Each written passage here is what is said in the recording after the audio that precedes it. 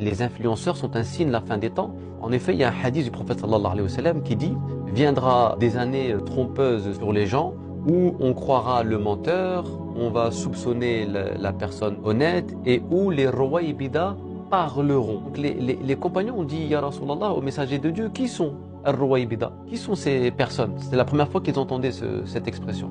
Et donc là, le prophète sallam va dire « Al-rouwaybida, ce sont des personnes insignifiantes, des personnes viles, des faibles d'esprit, qui vont se mettre à parler sur les affaires publiques, c'est-à-dire qu'ils vont se prononcer publiquement. Ils vont avoir des apparitions publiques, une influence publique. Un hadith qui nous interpelle, parce qu'aujourd'hui, il est vrai qu'on a, par l'intermédiaire des réseaux sociaux, beaucoup de personnes qui se mettent à se prononcer sur des affaires publiques, sur les affaires générales d'une société, à avoir de l'influence, alors qu'elles n'ont pas les compétences, qu'elles n'ont pas les moyens intellectuels, spirituels, tout ce qu'on veut, pour se prononcer sur ce type d'affaires.